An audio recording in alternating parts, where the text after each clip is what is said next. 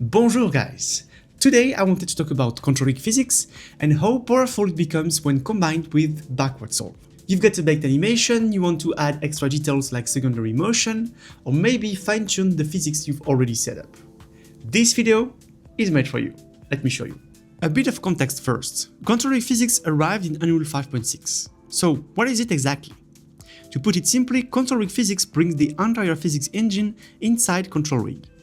That means you can now manage physics directly through nodes, and best part, you don't need to hit play in editor to see it running. It's all live right inside the editor. This makes the whole workflow fully procedural, super flexible, and non-destructive. You can build advanced and robust systems only with Control Rig. No more relying on frame rate dependent tricks like the ones I showed you in a previous video with our old buddy. And for me, the coolest part is when you combine this with backward solve to adjust and refine the physics animation you already had. You can tweak tons of parameters to make your physics more predictable, but it's not fully deterministic by nature. However, with the workflow I'm about to show you, you can full control down to the tiniest detail, which is awesome. Here's the setup I made with this cute little buddy. In the construction event, I added some logic around automatic ball vector placement, which I explain in detail in its own dedicated video, link in the description. Then I built my Control Rig Physics setup here based on the same function I showed earlier, where I gather all the kinematic and dynamic items. I separated everything: tail, wings, arms, tongue. You've seen the Patrick Star video, it's the same function. I just added more inputs to tweak things like collision bodies, their placement, and their shapes. That's the core of the system. Then in the forward solve event, I simply run the FK and IK solvers, mainly for the legs, nothing fancy there. Below that, I added a parent switch system so I can view the controls while the physics are running. You can interact with them, but it gives you a visual guide of what's happening. For the physics section itself, I added another switch on the master control to toggle between regular FK controls and the physics mode. Then I reused the item gathered in the construction event, so I can adjust extra parameters while animating, like gravity, for example. I also quickly added a deformer inside Control Rig, a simple squash and stretch setup. If you want to learn how to build one, I actually covered it in my Unreal Fest Stockholm talk last September. Epic just released the full recording on their YouTube channel. In it, I explained the full process with a brand new character I created for special projects. Link in the description. So back in our forward solve, I ran the main physics solver to actually execute the physics setup I created.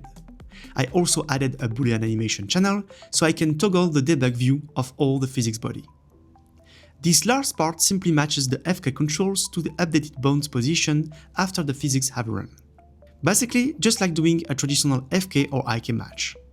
Now in the backward solve, I tried to rebuild the exact inverse logic of the forward solve, respecting the order as closely as possible. Main FK first, IK afterward, then tail, wings, and the other bits, followed by the constraints. And at the very end, I remapped the physics solver with a switch. Why? Because yes, you can rerun the physics on a baked animation. And that opens up a whole set of new workflows I want to show you. Here's a quick animation of our cute little dino. It was made directly inside Sequencer, just like any normal animation in Unreal. Now the cool part with Control Rig Physics is that once you bake your animation, the physics are properly recorded into the animation sequence. Here's the animation sequence assets. You can see the physics in action. And since it's baked, it becomes essentially deterministic. The physics will always play the same way. But the workflow doesn't stop there. The next step is to bring this baked animation sequence into a brand new sequencer, and this time we'll use a layered control rig. And remember, you only see your control rig here if you have a backward solve implemented. By default, when you add your layered control rig, using the setup I showed you, the physics run again. So technically, you could use this workflow to regenerate new physics motion if you want to. That's why we have the physics switch in the backward solve. But that's not the workflow I actually want to highlight. The real power of this system comes when you turn off the physics in the backward solve. Then you retrieve your FK controls matching your baked physics, and you can fine-tune every detail of the physics animation manually. That, in my opinion, is the most powerful and animator-friendly workflow when it comes to Control Rig Physics. This kind of setup used to be painful to achieve in Unreal, between frame rate dependent nodes, tech recorder tricks and other workarounds, long DDUs and not user friendly. But now, my friend, this is the future. A fully flexible, reusable workflow that's amazing for animators. And the reverse workflow also works. If you have an animation made without physics, you can add physics afterwards to generate secondary motion through the layered control rig. But the quick note here, if you use this workflow and you try to move a control afterward, you may end up with a weird behavior. I noticed this is the setup I made with the backward solve. To make it properly work, you don't even need the backward solve setup. You just need the forward solve one, then you will need to tweak the delta override value.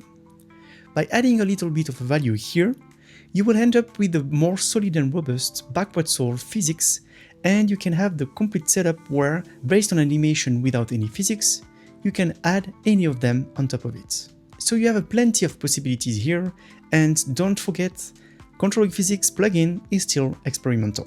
And this is it for today, guys. Thanks for watching. Hope this new video about controlling physics will help you, because I found this workflow really powerful. See you next week for a new one, and don't forget to subscribe and like the video if you enjoyed. As always, see you next week for a new one. Ciao!